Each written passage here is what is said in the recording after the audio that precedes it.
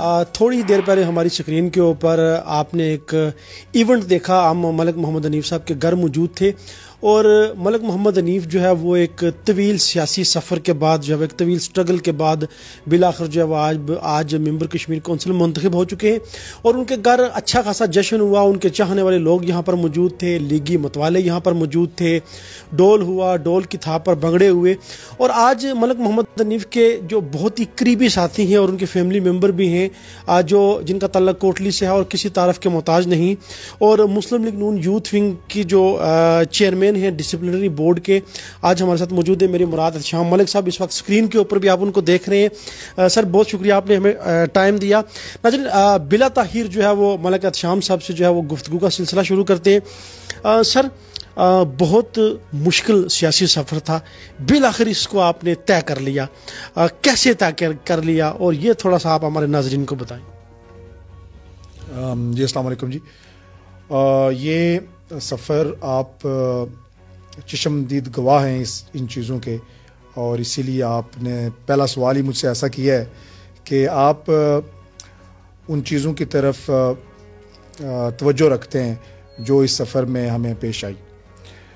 मैं ये समझता हूँ कि वो मंजिल बहुत खूबसूरत होती है जिसके रास्ते कठिन हों, और हमने इन कठिन रास्तों को अपना काम समझ के, पार्टी का काम समझ के, पार्टी से मोहब्बत रखते हुए जज्बात के साथ चलें, अकीदत के साथ चलें। उसमें आज़ाद कश्मीर की, पाकिस्तान की मोहब्बत थी जो हमें हमेशा एक मकसद के साथ जिसने हमें जोड़े रखा। तो ना तो आज इस मंजिल पे पहुंच के कोई थकावट महसूस हो रही है, ना कोई गिला है, ना कोई शिकवा है, बल्कि अल्लाह ताला का शुक्र बजा लाते हैं।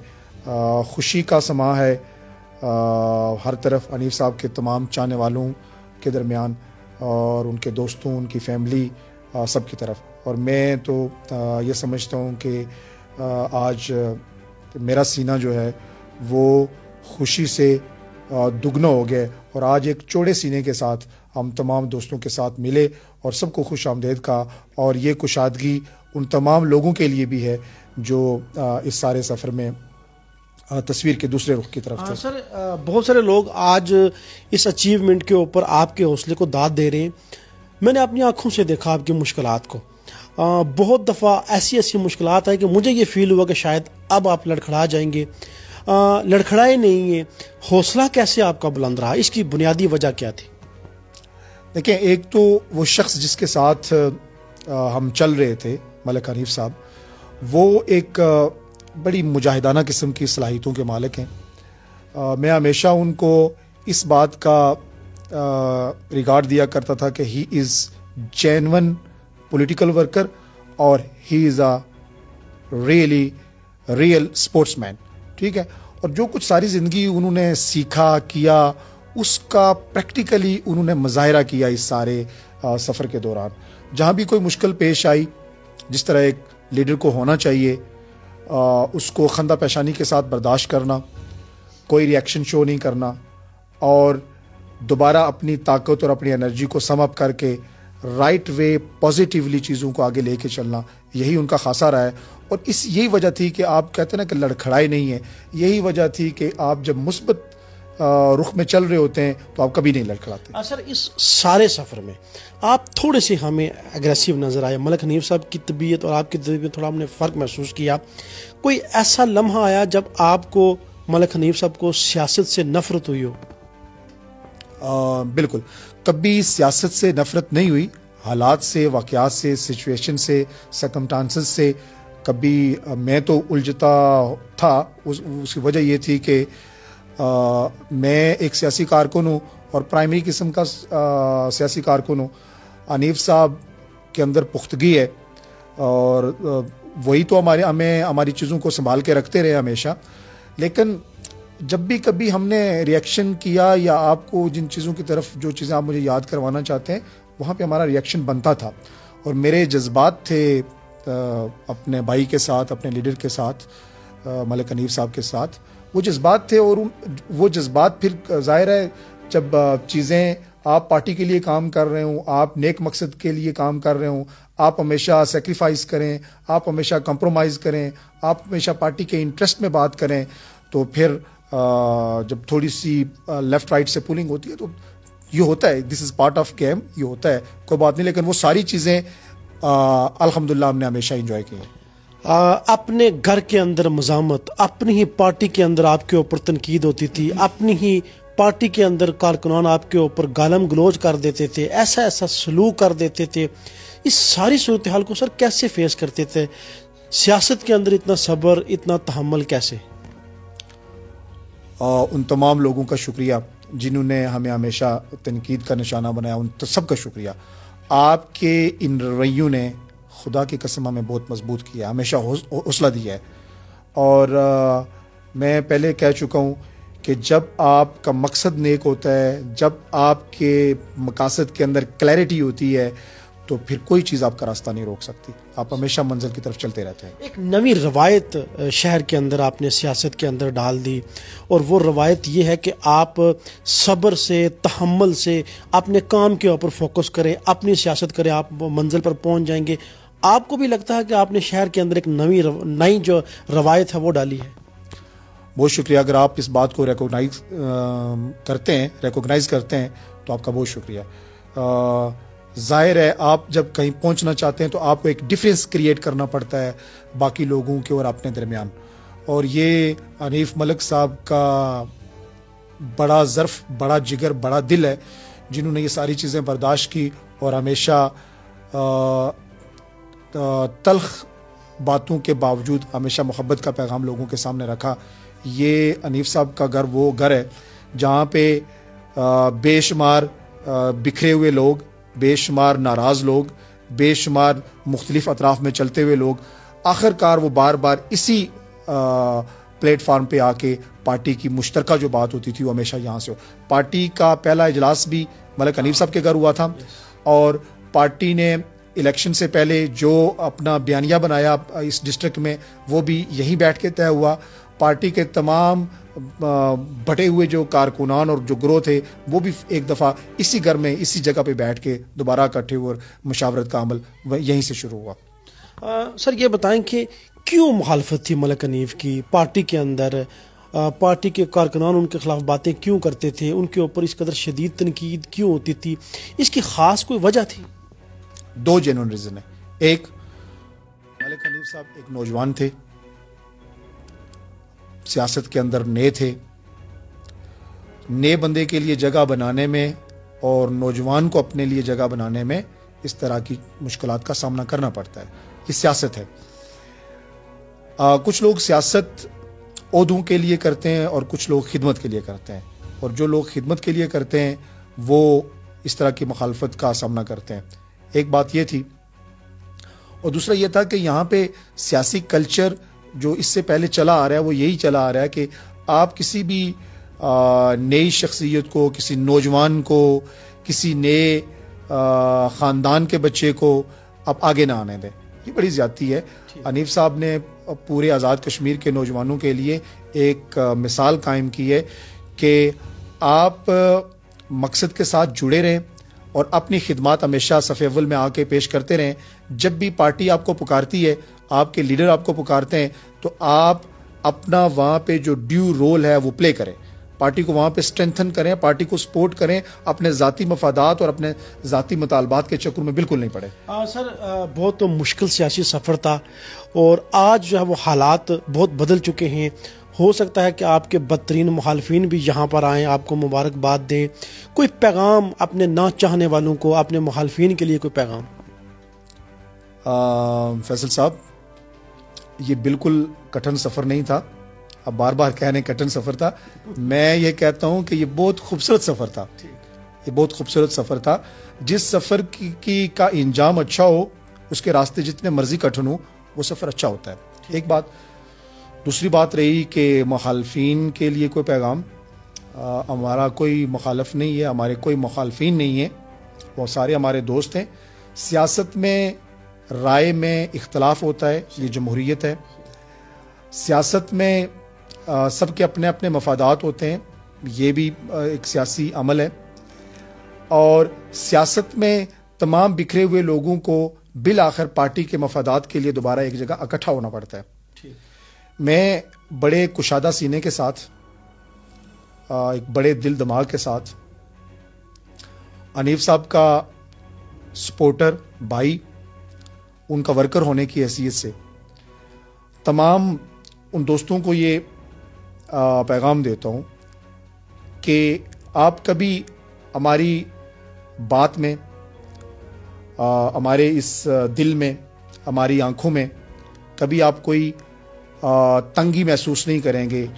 हमेशा आपको वुसअत मिलेगी, आपके लिए जगह मिलेगी।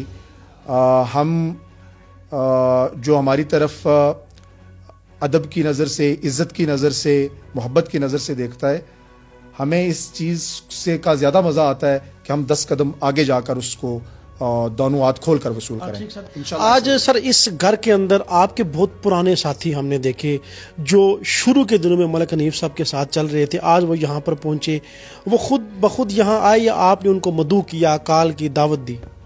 मैं आपको बताऊं कि ये मेरा मोबाइल आपके सामने पड़ा है, इसको उठा के देख लें। इसमें रिसीव्ड कॉल बहुत सारी हैं और पिछले 5 आवर्स में एक भी आउटगोइंग कॉल नहीं होगी। ठीक है। और तमाम लोग खुद यहाँ पे पहुँचे, ये उन दोस्तों की मोहब्बत है। और आज जो लोग यहाँ पे मौजूद थे, ये बड़े सुच्चे किस्म के हमारे साथी हैं, ये हमारे बड़े सुच्चे किस्म के साथी हैं। और मैं उन सब को अपने बड़े भाई और छोटे भाइयों का दर्जा देता हूँ। और उनसे हमारे इखलास का जो पैमाना है और जो दर्जा है वो ये है कि हम ना तो इससे पहले कभी जुदा थे, ना आज जुदा हैं, और ना आने वाला कोई इम्तहान हमें जुदा कर सकते हैं। इंशाल्लाह आप हमेशा इस पूरी टीम को एक ही प्लेटफॉर्म पे देखेंगे। अच्छा, सियासत के अंदर बड़ा होल्ड रहा है कोटली का। कोटली के मेंबरान असम्बली हमेशा बहुत ज़्यादा होते हैं। इसी तरह कश्मीर कौंसिल की अगर तारीख देखें तो कोटली की नुमाइंदगी अच्छी खासी रही है। कोई इतना खातिर खा बदलाव नहीं आया, लोग इस सिस्टम से जो है वो इतने मुतमईन नहीं है, आम आदमी तनकीद कर रहा होता है। अब जबकि मलिक हनीफ साहब कश्मीर कौंसिल के मेंबर बन चुके हैं, आपसे मैं ये जानना चाहता हूँ, लोग भी ये जानना चाहते हैं कि बदलाव क्या आएगा, तब्दीली क्या आएगी, क्या करेंगे मलिक हनीफ कोटली के लिए? देखें, हनीफ साहब की जो शख्सियत है वो हमेशा डिलीवरी है। सियासत में आने से पहले भी उनकी जो डिलीवरीज हैं उनका अगर आप अहाता करें तो आपको ज़िला कोटली के दूर दराज इलाकों में भी उनके किए गए काम आज भी बोलते हैं।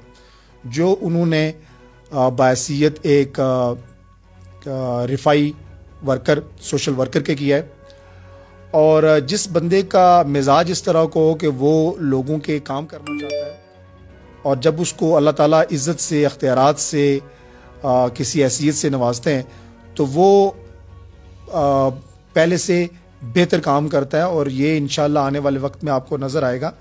अब दुआ करें कि जिन लोगों के साथ हमारी सियासत अल्लाह ने जोड़ी है वो भी इन ऐसे हीरों की कदर करना जाने और उनके टैलेंट से, उनकी सोच से वो फ़ायदा उठाएं और उनको इस्तेमाल होने दें और करें।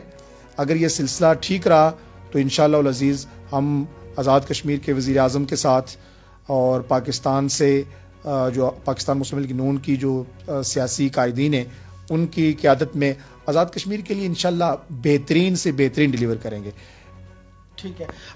कोटली के लोग ये जानना चाहते हैं कि अभी इत्तफाक से हमारे जो मेंबरान असम्बली हैं वो भी नए हैं, मलिक हनीफ साहब की भी पहली नुमाइंदगी है, तो अहलियान कोटली के लिए कोई मुस्बत बात मलिक हनीफ साहब की सूरत में कोई पॉजिटिव चेंज आएगा अहलियान कोटली के लिए, कोई इस तरह की सरगर्मियाँ जिससे अहलियान कोटली को फ़ायदा हो? क्योंकि आप इसी शहर में होते हैं, शहर मसाइल का गढ़ है, इसके ऊपर मलिक हनीफ साहब का क्या फोकस होगा?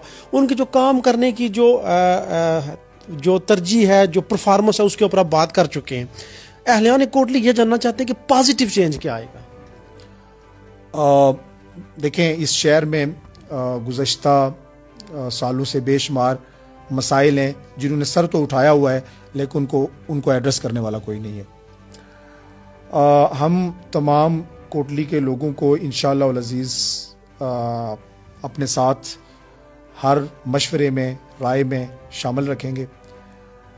एक तो हमें खुद इदराक है कि कहाँ कहाँ पे काम किया जा सकता है, और दूसरा ये है कि जो लोग हैं वो क्या समझते हैं कि कौन सा काम पहले होना चाहिए।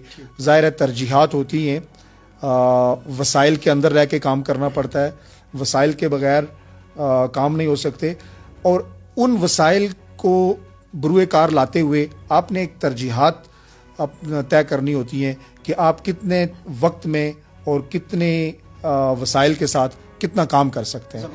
तो अल्लाह का एहसान है कि सियासत में इतना वक्त गुजार चुके हैं हनीफ साहब कि वो इदराक भी रखते हैं और तजर्बा भी रखते हैं, और इलेक्शन होने से पहले उनके पास एक पूरा फ्रेम था कि हमने इस फ्रेम के अंदर काम करना है, और वो जो स्ट्रेटेजी थी, जो प्लानिंग थी, और कोटली के मसाइल के बारे में जो उनका विजन था, वो इंशाल्लाह वो सारी चीज़ें हम बरूए कार लाएंगे। और अगर लोगों को उम्मीद है तो अल्लाह ताला हमें ये इस्तिताअत दे, हिम्मत दे कि हम लोगों की उम्मीदों पे पूरा उतरें। ये वो घर है जहां मुस्लिम लीग नून की पहली मीटिंग हुई, ज़िला कोटली के अंदर मुस्लिम लीग नून की बुनियाद रखी गई, उसके बाद एक सफ़र तय किया, सियासी सफ़र आपने तय किया। बकौल आपके ये मुश्किल सफ़र नहीं था। ये जो हमारे पीछे तस्वीर है, ये बड़ी वायरल होने वाली तस्वीर है। इस सफ़र को आपने तर्क नहीं किया, पार्टी के अंदर बहुत कुछ आपके साथ किया गया, दीगर पार्टीज़ की तरफ से आपको ऑफ़र भी हुई, क्यों इस सफ़र को तर्क नहीं किया? देखें, हमने जब हम किसी प्लेटफॉर्म पे चल रहे होते हैं तो हमने ये नहीं देखना होता कि नीचे नीचे क्या हो रहा है, ठीक है, आपके आसपास क्या हो रहा है। हमने हमेशा ये देखना होता है कि ये जो लीडर हैं जो पाकिस्तान पूरे को ड्राइव करना चाहते हैं, जो किसी एक ज़िले की बात नहीं करते, जो एक किसी सूबे की बात नहीं करते, जो अकेले आज़ाद कश्मीर की बात नहीं करते या अकेले पाकिस्तान की बात नहीं करते, वो जब बात करते हैं तो इस खित्ते की बात करते हैं। तो मियां मोहम्मद नवाज शरीफ का जो काम करने का तरीका या जो उनका विजन है, वो मैं आपको बहुत वाज़ह बताऊं कि वो सिर्फ पाकिस्तान की स्टेट के लिए, आज़ाद कश्मीर के लिए मोतबर और मौजू नहीं है, बल्कि वो इस पूरे खिते के लिए, जब मैं खिते की बात करता हूं तो वो हमारे पड़ोसी ममालिक भी उसमें आते हैं। और मियां मोहम्मद नवाज शरीफ के दौर में आप खुद जायज़ा लें, आप सहाफ़त से तल्लुक़ रखते हैं, आप खुद जायज़ा लें, आप सिर्फ पाकिस्तान का ही तज्जिया ना करें बल्कि इस पूरे खिते के हालात का तज्जिया करें, तो आपको बिल्कुल ये महसूस होगा कि हम जब मियां मोहम्मद नवाज शरीफ के साथ खड़े हुए और फिर इसी शजर के साथ वाबस्ता रहे, उसमें हमारी इस मुल्क से, मियां मोहम्मद नवाज शरीफ के विजन से, उनके तरीक़ाकार से, उनकी पॉलिसी से, पाकिस्तान के लिए जो उन्हें जिस रास्ते का तयन किया हुआ है, हम उसको समझते हैं और उसके साथ हमें प्यार था और है, और उसी प्यार के साथ हम चल रहे हैं, चलेंगे इंशाल्लाह। यूथ विंग के सरबराह रहे मलिक हनीफ साहब आज़ाद कश्मीर के अंदर, आप उनके शाना बशाना रहे, जाते जाते नौजवानों के लिए कोई पैगाम?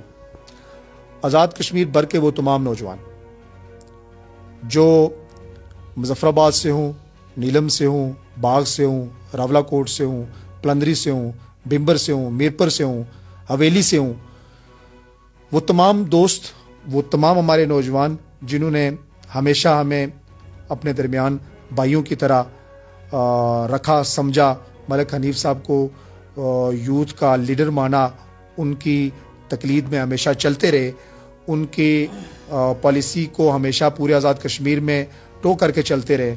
मैं आज उन तमाम नौजवानों का शुक्रिया अदा करता हूँ। मैं आप तमाम को अपनी इस खुशी में शामिल समझता हूँ। आप हमारे भाई हैं, और ये आज आपने देख लिया है कि अल्लाह ताला ने ये सिर्फ मलिक हनीफ साहब को अल्लाह ने इनाम नहीं दिया, बल्कि ये आज़ाद कश्मीर की पूरी यूथ को अल्लाह ने नवाजा है। सर, आखिरी सवाल जाते जाते, इस्तकबालिया रिसेप्शन कैसे देंगे, क्या प्लानिंग है? क्या मलिक हनीफ साहब को इस हवाले से उनके साथ कोई मीटिंग होगी, बातचीत होगी? कब वो कोटली आ रहे हैं? अहलियान कोटली को इसका इंतज़ार भी रहेगा?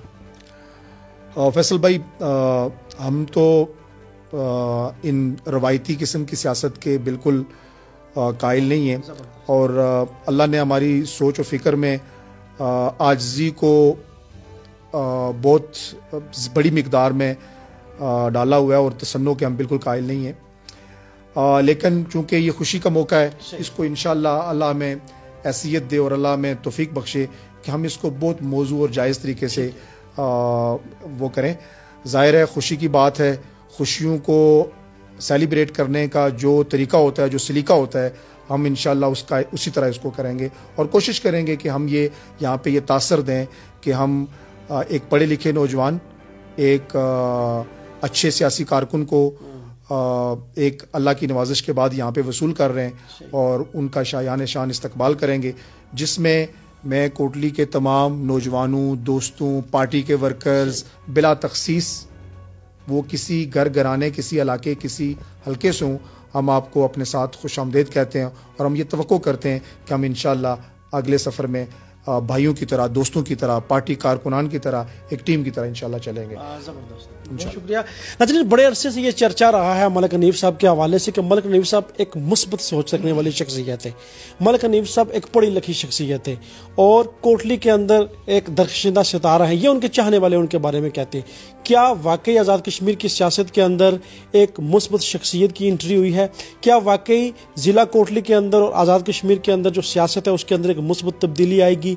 मलिक हनीफ साहब का जो विजन है वो एहतशाम साहब ने कहीं ना कहीं अपनी बातों में हमारे नाज़रीन तक रख दिया है। अपना फीडबैक ज़रूर दीजिएगा। मैं आपका मेज़बान फैसल मीर आपसे इजाज़त चाहता हूँ। अल्लाह हाफिज़।